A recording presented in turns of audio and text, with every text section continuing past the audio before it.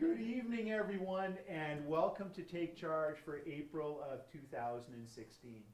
So tonight we're going to have a topic that is quite innovative. Quick show of hands, how many people here like to listen to music when they do their exercise? Wow. Dr. Alter, you're going to have a very engaged audience, I think. Why do you guys listen to music when you walk? Why do you listen? Who's got, just because it passes the time? It keeps you motivated, right? It helps with compliance. And music is the oxygen for the soul. Music is the oxygen for the soul. Wow, we've got a poet in the crowd. Well, all of those things are very, very true. And there's a lot more stuff that music does in terms of health to help us out with that.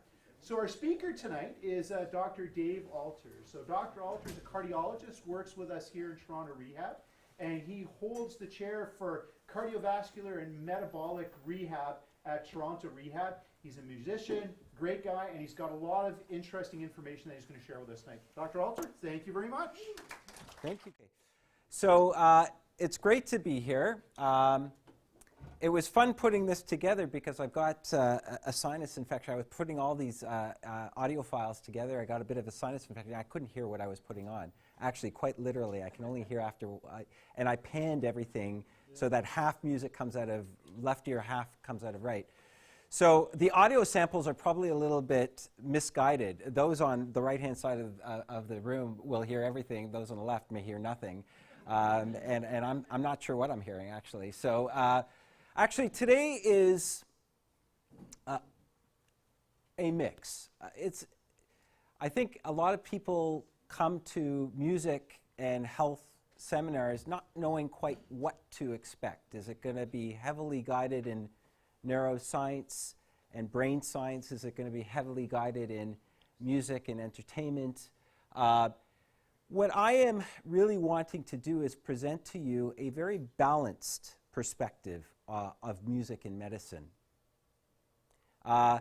It is a program of research that I'm becoming increasingly involved with, and a program of research that we have incorporated into our program here at Toronto Rehab. But I think it's important to sort of bring the public up to speed, and in many instances, music and medicine is very different from music and pharmacological therapy, as I will address. In part because the audience is very receptive and believes in the message of music and healing, and in some sense, unlike drugs and technologies that we usually use to treat, the science is probably lagging a little bit behind our perceptions of what music and medicine can do. So I really want to today present a very balanced perspective of where we are in the science. It ain't all going to be entertainment. It's going to be somewhat didactic at times, somewhat movement in times, and any questions you have, feel free to open it up. And I'm going to be really presenting music and medicine in the perspective of how we are adapting it here at the Toronto Rehab. My objective here today is to talk about music as a drug, because I think we have to follow our principles of science when we evaluate drugs. So this is going to be our analogy, and I'm going to show you how this is similar to a drug and how this is different from a drug. Whoops. And then we're going to talk, like we do about all drugs, we've got to talk about the physiology, the brain, the drug physiology. What are the pharmacological properties of music that could really help us and enable us to improve health? And what do I mean by health? Well, we're going to talk about what I mean by health, because that is the central question. That is the central question when we're looking at music. So we're going to talk about the physiology of our drug. This drug has unique pharmacological therapy on rhythmicity, which is rhythm, on movement, and on emotional responsiveness. And then we're going to talk about where we might clinically and how we might find a place clinically for this drug. And because all I really know about is cardiac rehab and exercise, well, there you go. That's my clinical application for today. Okay, so let us begin. Music. This drug is the oldest drug in our toolbox that we have. It has been around really since the dawn of time. And if we look back at the history of our drug, music, it has been really applied in the earliest of ages and often incorporating music as an affect or a mood response enhancer or modulator. So it's a good drug for the mood, an emotional modulator, and for cognition, interestingly enough. And it wasn't really until the turn of the century, the last century, not this past century, but the last century, that we started to have doctors or practitioners utilizing this drug. And they are called music therapists for all intents and purposes. Okay, can everybody hear me? Okay, is it too loud for this side of the room? So I'll walk it, because I honestly, it's very odd actually. I really am quite deaf, and it's crazy actually, the importance of hearing. Now I'm too quiet? Okay. All right. Okay. Music in medicine has grown, and even though it's been around in history since the dawn of time and is the oldest medicinal agent that we have in our medical toolkit, when we look at the last 20 or 30 plus years in contemporary care, what is very interesting about the scientific literature and publications of music in medicine is that while it comprises only a very small fraction of the overall literature in our scientific publications, you know, less than 0.05%. So small potatoes when it looks at overall science, it is expanding at a clip that is greater than all the other disciplines of science put together.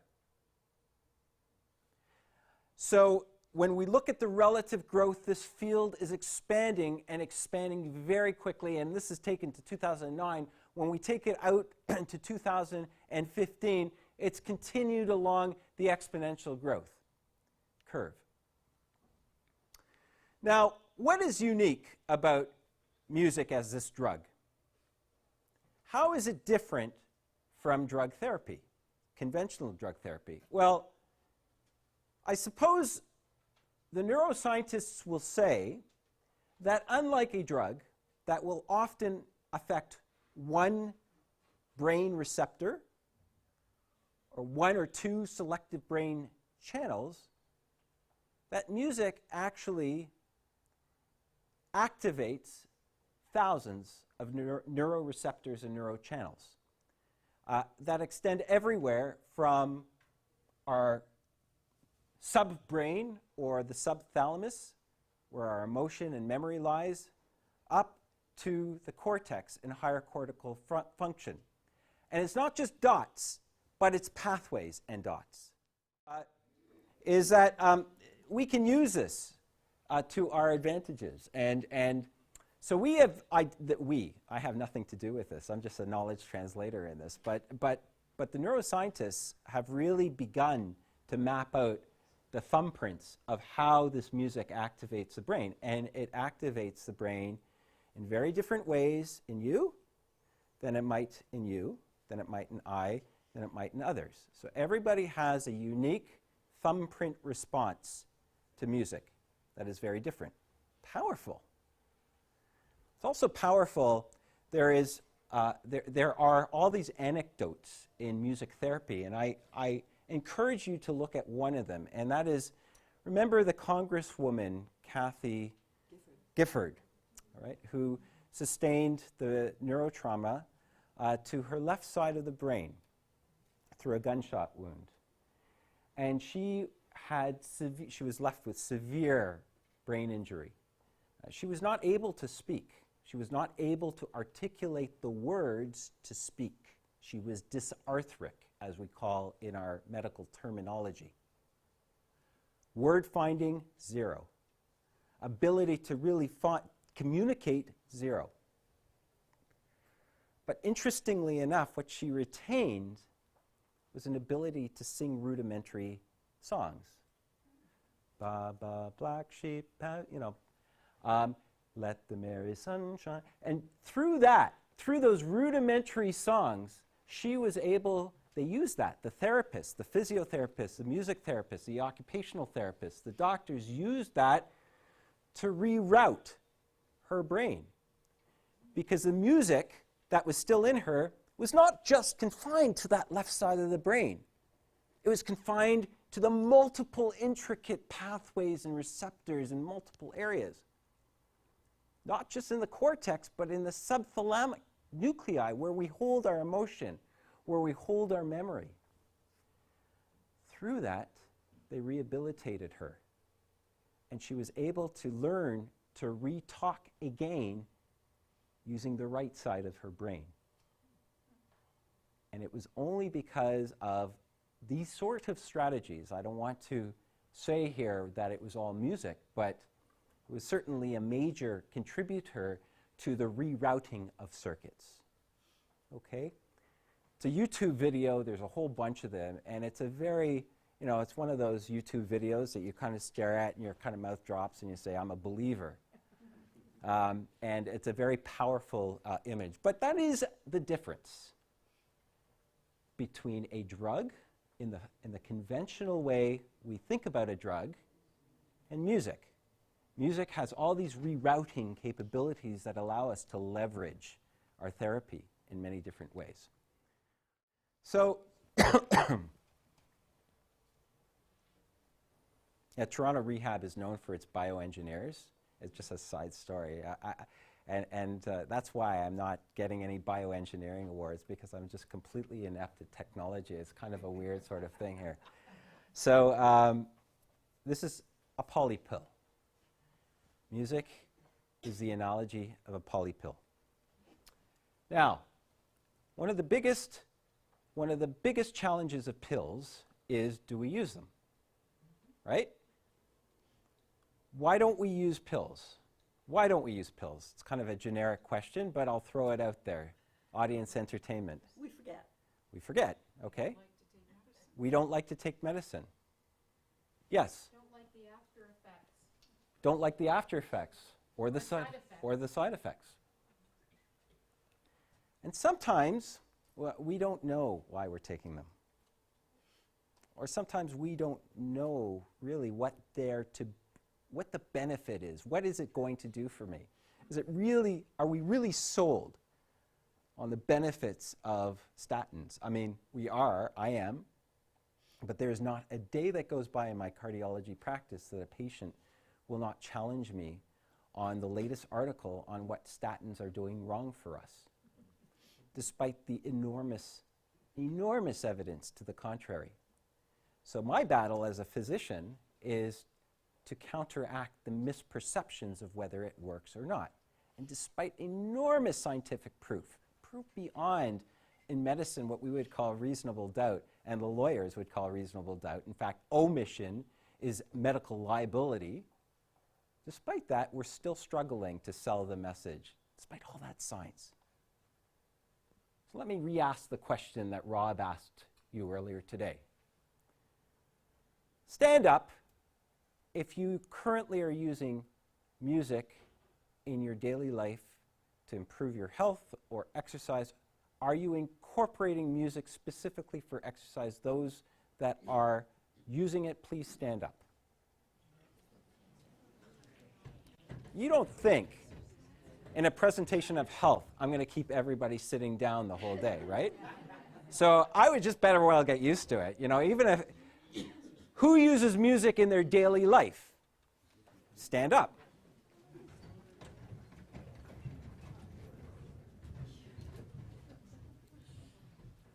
Those of you who do not believe that music has a benefit to their health or to their exercise, for those of you who do not believe that music has a benefit to their health or exercise, please sit down. Everybody else remain standing.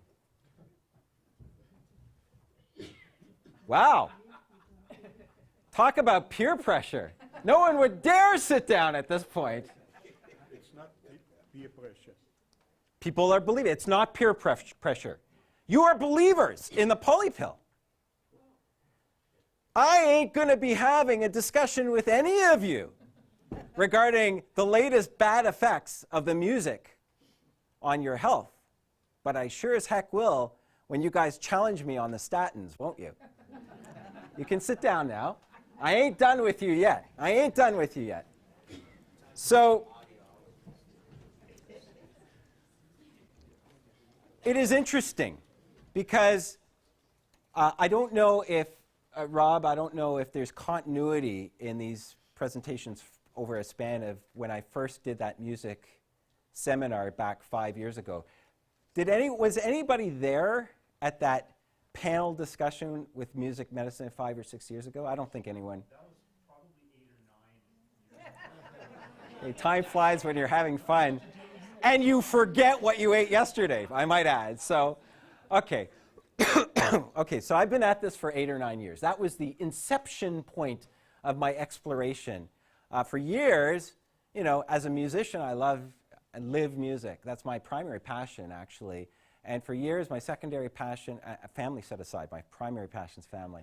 But music and medicine were my two big ones. But I kept them as Dr. Jekyll and Mr. Hyde, because I could never find the merge. Never really wanted to. Music was entertaining. It was for my personal peace. And medicine was for health, and they had their separations. This was the first attempt where we brought a panel discussion into the grad program. It was a panel of neuroscientists, music therapists, psychologists, musicologists, et cetera, all sitting up. And we talked about, is this real, is this not, where do we go from here? And I gave out surveys to everybody who was there. There was about 300 people present in the audience, some former grads, some current grads. And we did a study. We took this study, and this was the first bit of evidence. And we asked people in the audience, patients, former patients or current, about the preferences, but more importantly, what they thought music was doing to their health, and who was using music as part of their health and exercise. And we divided the responses were that half the group avidly utilized music in their exercise regimen on a daily basis, avidly, somewhat or extreme, whereas the other half did not. So about 50% of this sample of 300 people were avid users of exercise. And then we asked the question, okay, to what extent do you think that music is influencing your health? Now, this was a question about health. We repeated it about exercise. So among those who utilized for exercise, to what extent did music improve your exercise duration? Did you think it improved your exercise performance? Same thing. To what extent did it improve your health? These are validated sort of population questions. And what we found, perhaps not surprisingly, is that the avid music listeners really thought that it affected their health positively, whereas the non-believers or the non-users of music in their daily routine actually were a little bit less convinced. Okay? And then what we found, and that was statistically significant, and then what we found separately is we found other ways to rate and identify people's health. And what we found was, despite the perceptions that utilizers of music thought that it worked sensationally, what we found was there actually was no difference in the health between avid users of music for exercise and health and non-avid users for exercise and health. And when we repeated it for exercise, even though those avid exercise users said that it improves their exercise performance, it made them better, stronger, faster, we actually measured other ways their exercise behavior. It was no different. It was no different. So it just reinforces what we sold here today, that you are believers and you believe that it works. And this is what I want to raise as a caution about reverse science. We have a perceptual belief that music is holding our health and healing our health. We have that belief passionately. And we may not be there for the science. We may be there, we may get there, but one thing that's really different and why it's reverse is it's the exact opposite to the statin effect, right? We've got all the evidence I want to show at you, and you're going to still doubt it. Music, there ain't that much evidence out there, but you believe in it harshly. Okay, so all this means, it doesn't disprove that music doesn't have quote-unquote healing or health benefit effects, because I'm going to show you how it does. But what it does tell you is you're going to take the pill, right? You're going to be compliant with this pill because you believe in it. And I don't have to spend my time trying to convince you about it. Well, that's a pretty powerful effect. And why is it so? And it is a pretty powerful effect. And one of the challenges in music therapy and our music science is that we see all of this. This is music therapy, a collage of music therapy. And we see all of these images. It's like the Kathy Gifford image that I tried to portray to you. We see all of this. We see people smiling when they're playing, and sick people, and we automatically say, it's got to be doing something. But what we haven't necessarily done in music therapy is separate out happiness and entertainment from true health benefits in a way that sells kind of skeptics in the audience, like docs, who may want to see more of the traditional evidence-based medicine approach to music.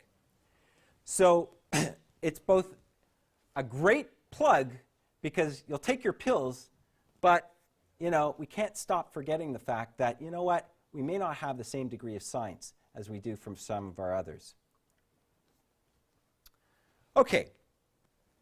And that is why when we look at things where, for example, if we take a group of you and put you in a cardiac rehab class, where all of you have been, or most of you have been, and we play music over the loudspeakers, as Rob, we're doing now. And Rob tells me as sort of historical context is that Dr. Kavanaugh, who is the pioneer of this program, never wanted to put music over loudspeakers because he was worried that it might pace people the wrong way or might distract them in a way that wouldn't be good. But the interesting thing is that when we put it in loudspeakers and we do and look at the clinical trial evidence of whether that actually works or not, we actually see what's called a null effect. Basically, these are the lines or the markers of whether it's working or not working, and anything to the right where it's not touching the line means it's working. Anything to the left means it's worse than music, so it's music versus non-music. And what we're seeing essentially is that it's touching the line, meaning that it's a null effect from a statistical standpoint. And these are multiple studies. These are almost 100 studies here. So putting loudspeakers or putting generic music on does not necessarily improve a whole bunch of metrics of mood or health benefits or exercise performance in cardiac rehabilitation. Yes? Is that a null effect or a mild effect? It's a great question. It is not statistically significant, and what we call is not statistically significant means that it's hit the null line, the line of unity. There's a whole bunch of reasons why music still may work even in these settings, but it's not achieved that statistical significance.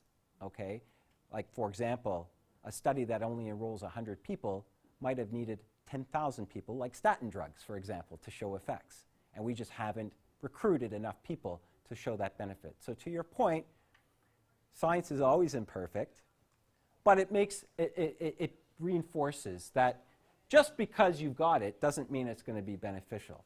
And for all you healers and believers out there, this legitimately raises concern as to whether our perceptions have preceded evidence. All right.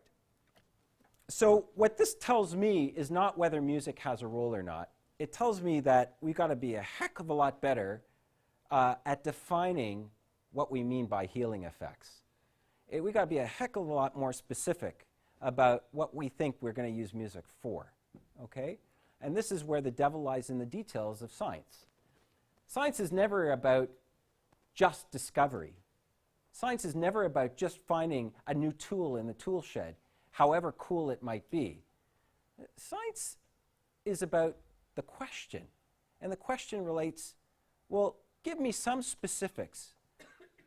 Give me the specifics as to how this is going to work. Like, what's the population? What's the problem I am trying to solve?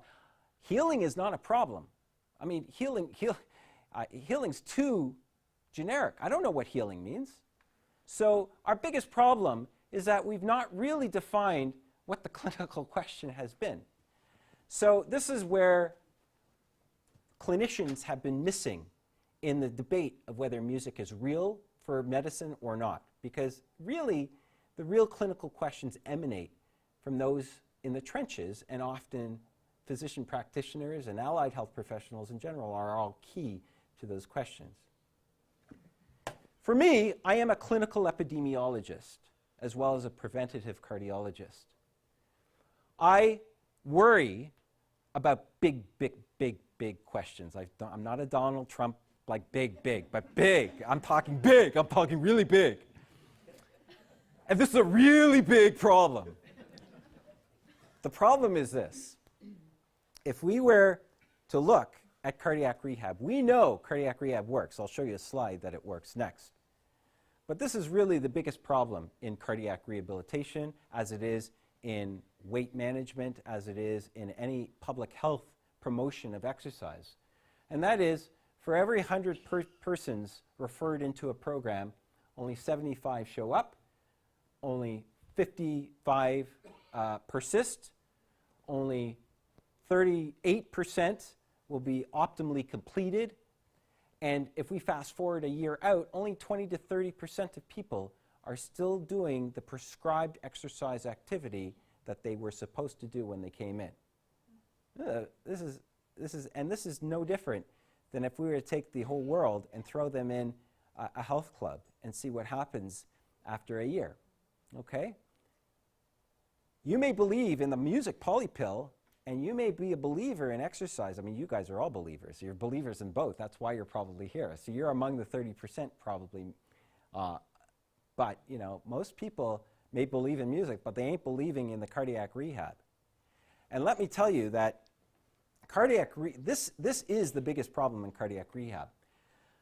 Cardiac rehab is associated with a 50%, this program is associated with a 50% improvement in survival after 5 years as compared to otherwise equal populations matched in every other way, similar, who do not referred or participate in the program. Folks that drop out of the program have similar survival as those that were never referred. Here you got a statin equivalent, cardiac rehab. Again, it's just not sustainable. People are not taking the drug of cardiac rehab in a sustainable way. But I take it you're still believers in music. Well, can we use that? Can we use that for our advantage?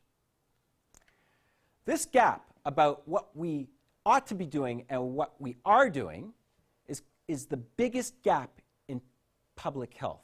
It's been defined by the World Health Organization as the no-do gap. The gap or the difference between what we know we should be doing and what we actually do. And nobody has really had a solution for the no-do gap. So the clinical question here is, can we solve the no-do gap? And might music, which has a very profound effects in your belief to take the music pill, can we intertwine the music pill into cardiac rehabilitation? And that's the question. So that is the question. How do we engage a disengaged population or re-engage a population that was once engaged with a music polypill? Okay, well, let's now examine our polypill as its pharmacological properties as we do normally. So the first thing that is important about our polypill is something called rhythmicity and movement. I'm going to hope that this works. We'll see. Watch this video. Watch to see what happens when you put 5 metronomes together out of sync.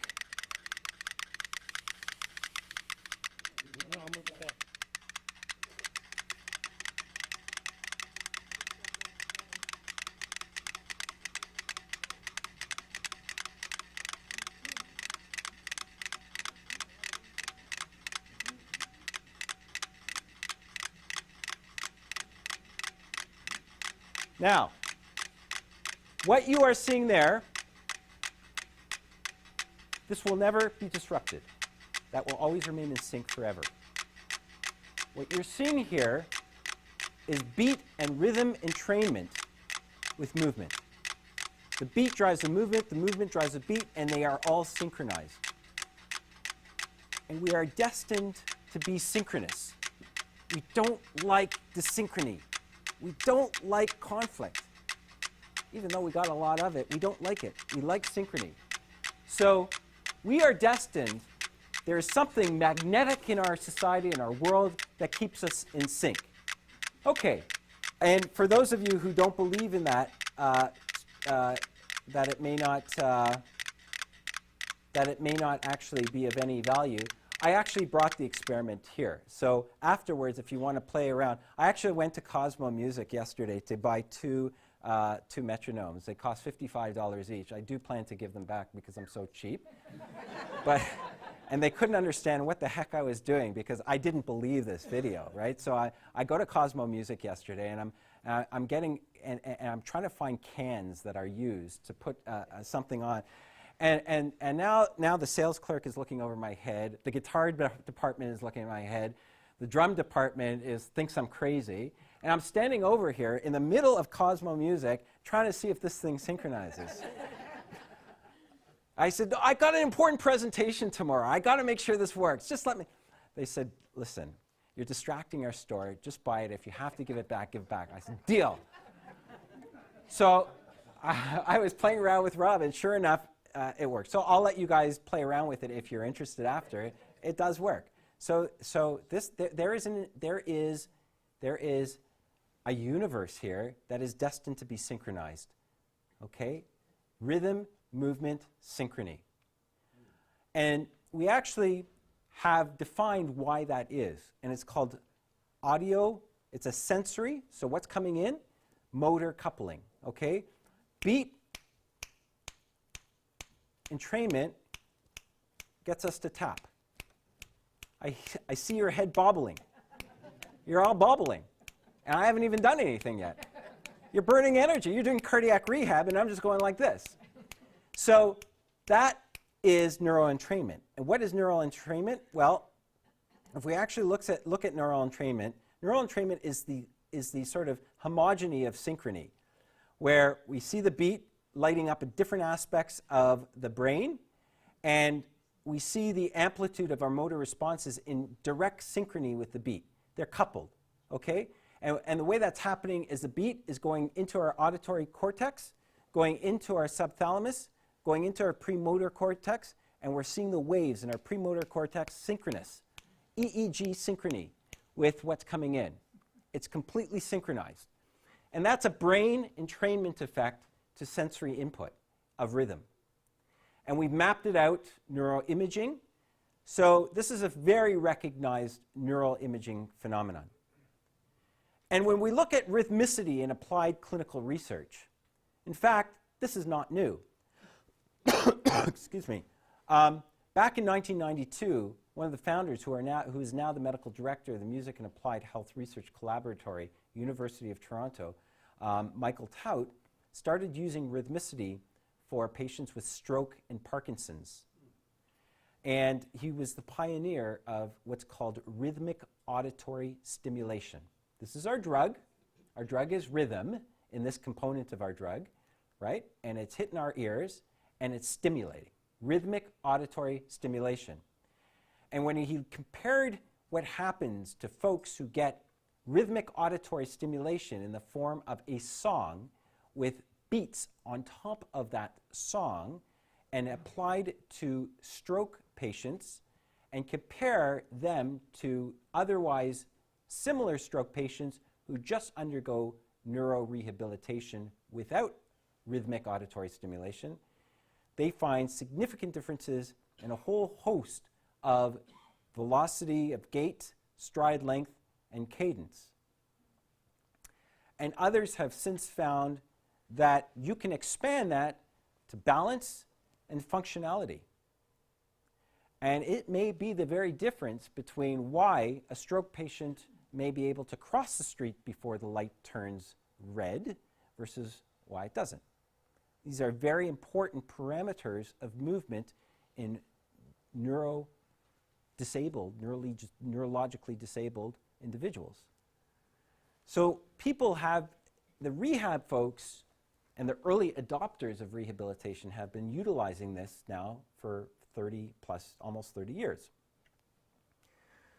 And I didn't know anything about this 9 years ago when I formed this panel. At the other end of the spectrum is the avid athlete, okay?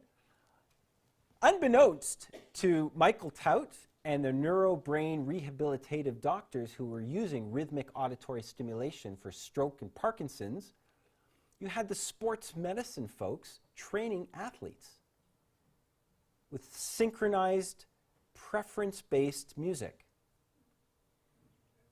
And what they found, interestingly enough, through the years of late 90s to the mid-2000s, was that music, rhythmicity in exercise improves exercise duration, improves exercise motivation, reduced perceived effort, and improved peak VO2 largely through motivation. Now notice this. Peak VO2 is what you, for those of you who were in the program, went on that treadmill test and put that mask. Peak VO2 is our marker of life or death, essentially. It is our marker of our functional capacity, our fitness. That measure is, next to age, the most important prognostic indicator of life or death or comorbidity or morbidity and health, okay? It's a very important, and that's what we drive here. That's why everyone gets those testing here, because it is so prognostically important. So now notice, this is not the polypill of music, right? This is the polypill of music with a little something something, right? You know, there's a little. So those of you who believe in music as a benefactor of your exercise behavior may be actually incorporating that music into your rhythm into your music subconsciously, and maybe that's why you're a believer, and maybe it is true. But it ain't all music. It's music with a something something. And we're going to come back to that point. Excuse me. The second important aspect to remember is that music beholds us differently. And we talked about emotional responsiveness. And I want to play a sample, and I want you to close your eyes and fall asleep or not. But I'm interested in just a little self-experiment. So just listen to what we can. I don't know if it'll all work, but this is different ways of layering on aesthetic music onto, and you will hear some things that will drive you positively and maybe not so.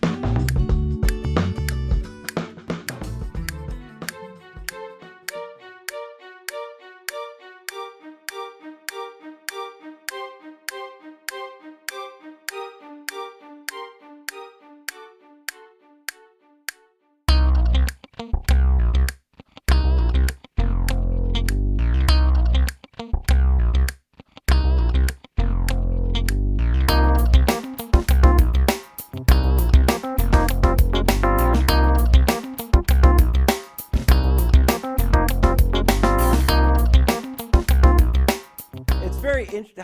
Any observations anyone want to share when you listen to those samples? Yes.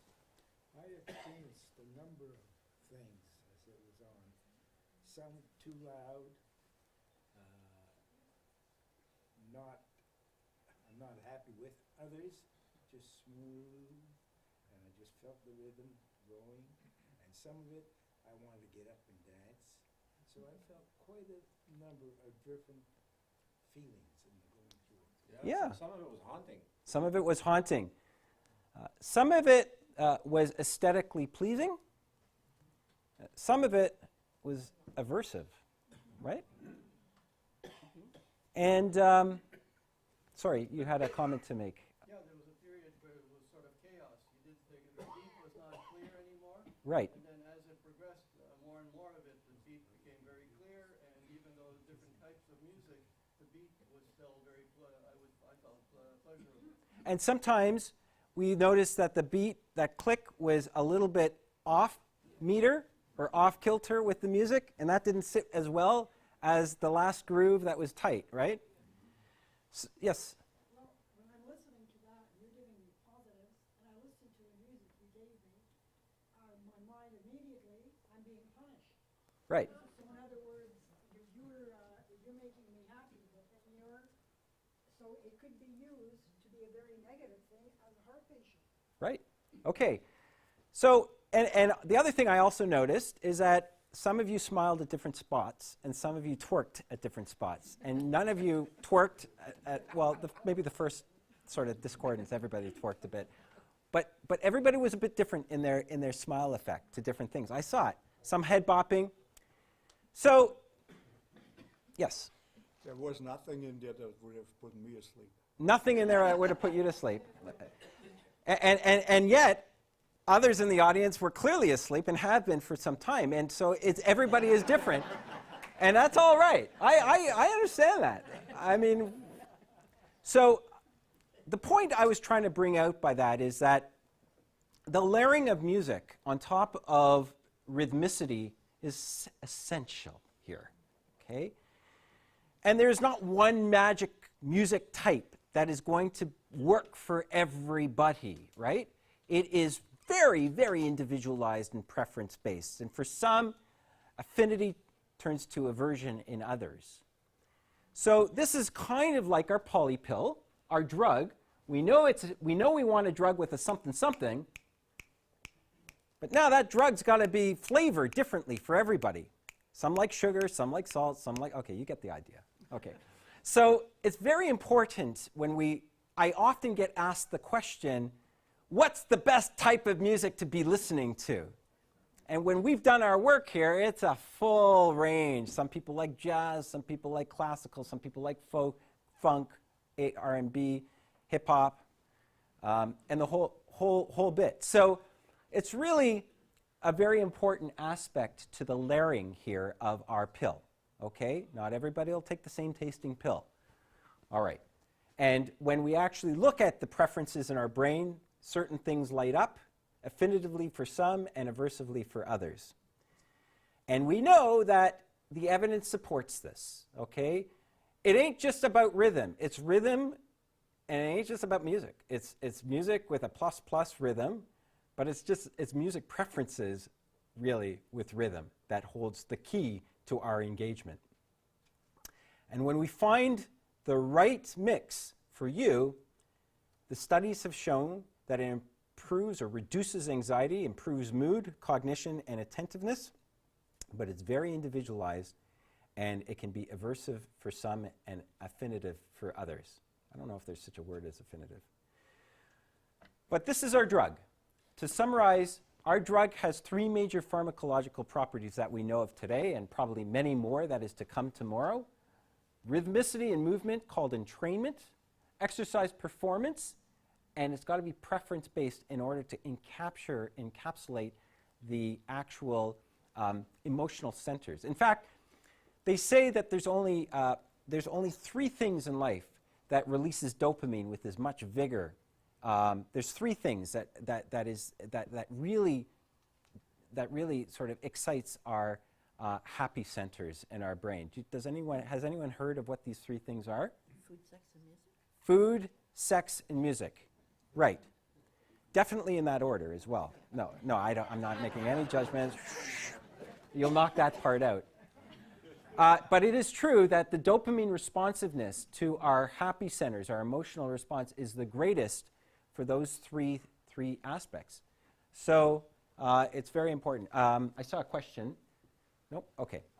All right. So let's get back to our clinical question and tidy up how we're going to put this together.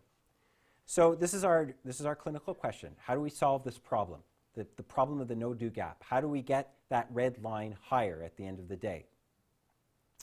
And so we formed a multidisciplinary team of a bunch of people that are far brighter than myself, and I was basically relegated to a nice coordinating manner, but I probably had the least to actually give in terms of insights into this group. But you will see that this sort of thing does not just require music therapists, it requires a whole host of individuals, right?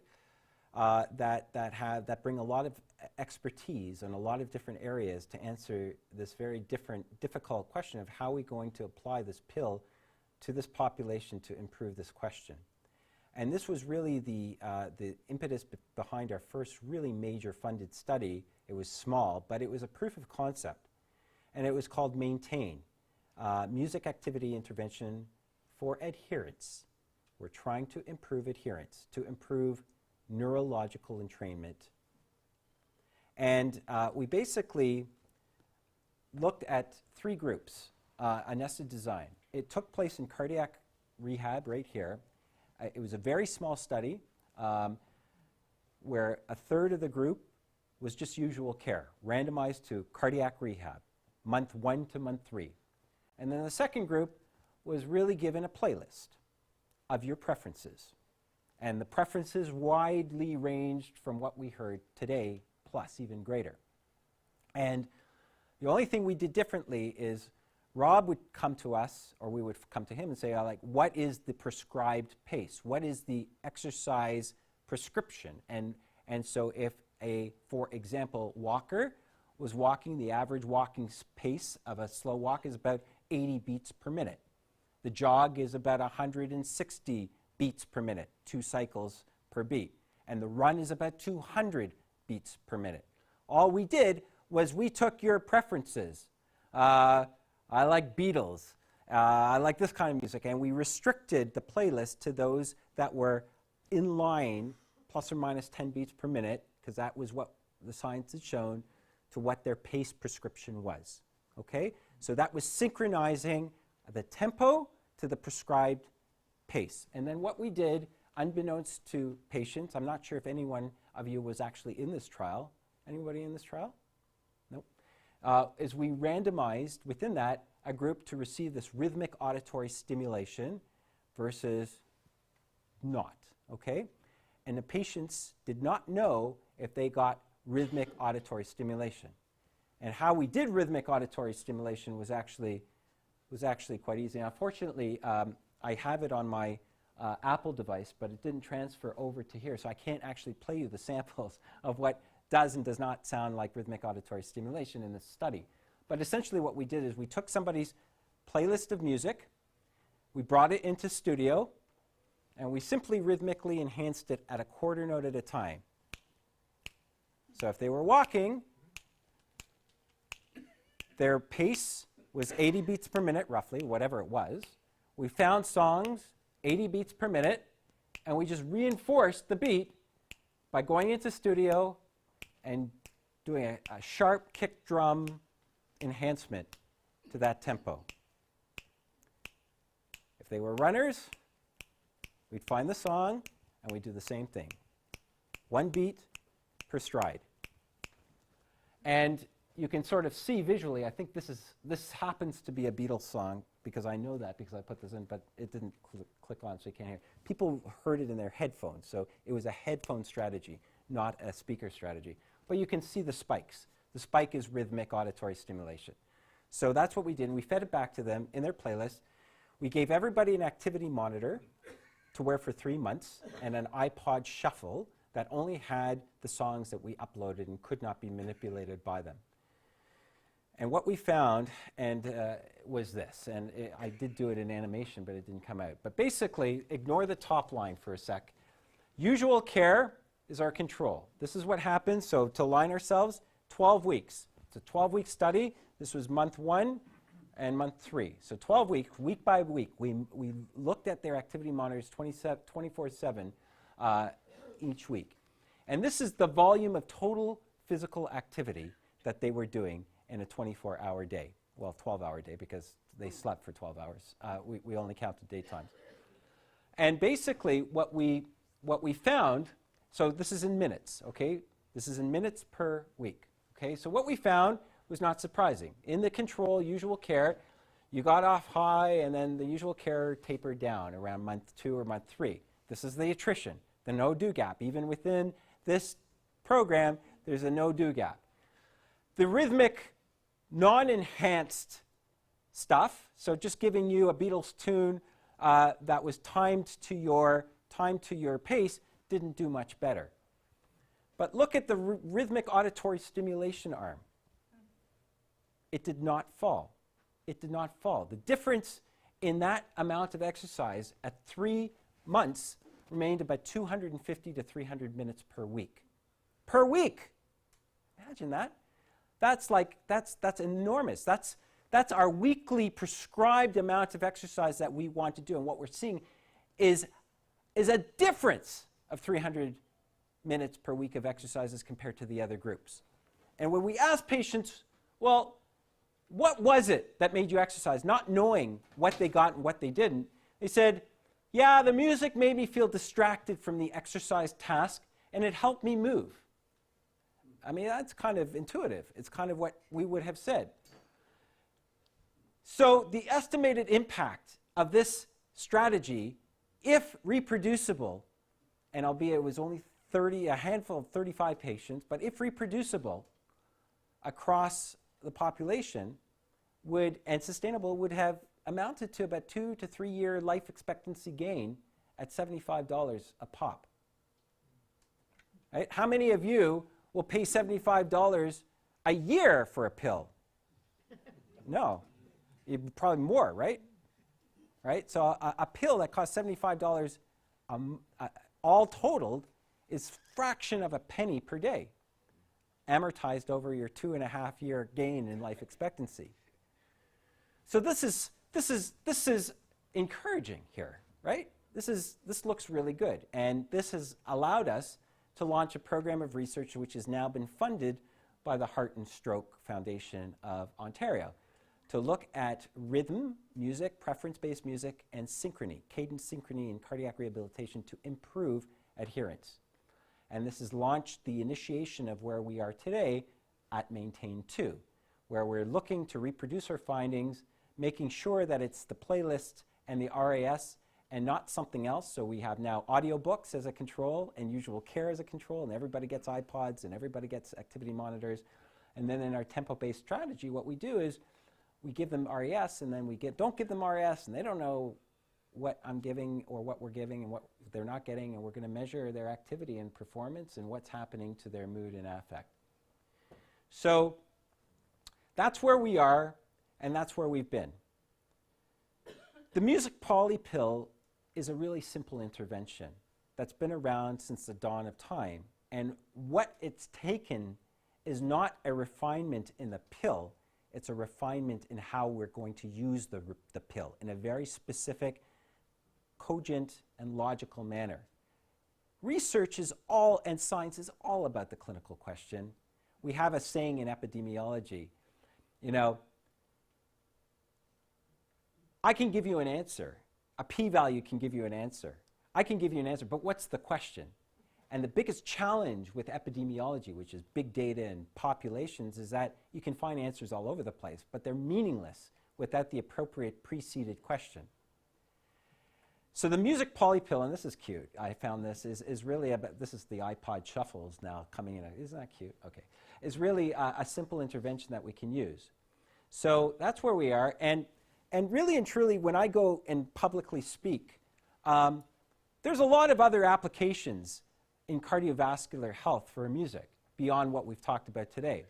For For example, I have an organization called Vigor Projects, where we actually go and we have a community. It's how to really engage the community in health through music in a variety of ways. It's really messaging, and we have songwriting contests, and we engage youth to write songs with health messages to improve their public health awareness, and then we give away tickets, and it's a really lost business model. But I'm not a businessman. I just want to engage populations in an exciting way. So we give away tickets to we had one Meatless Monday contest in 2010 with Paul McCartney tickets, and we bought 15 15 pairs of Paul McCartney tickets for the winners. But we engaged communities.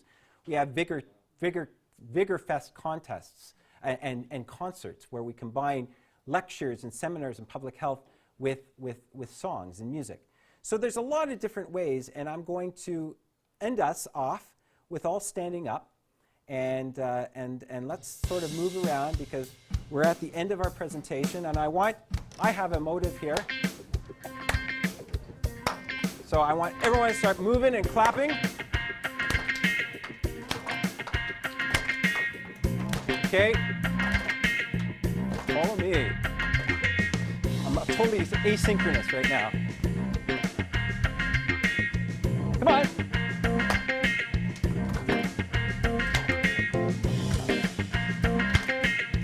Out.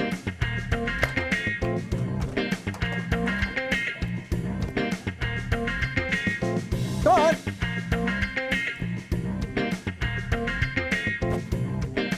Come on. Yeah. Get those hands together. Come on. Hands together. Hands together. What are you guys doing? Huh? Is it fun? Do you know what else you're doing? You're saving somebody's life. Hands on, CPR at 100 beats per minute, which is what that was at. That is CPR. So when I go into the crowd, I'm not just trying to increase your calorie expenditures. I'm trying to teach you something. And music is a great tool. It's how you apply it.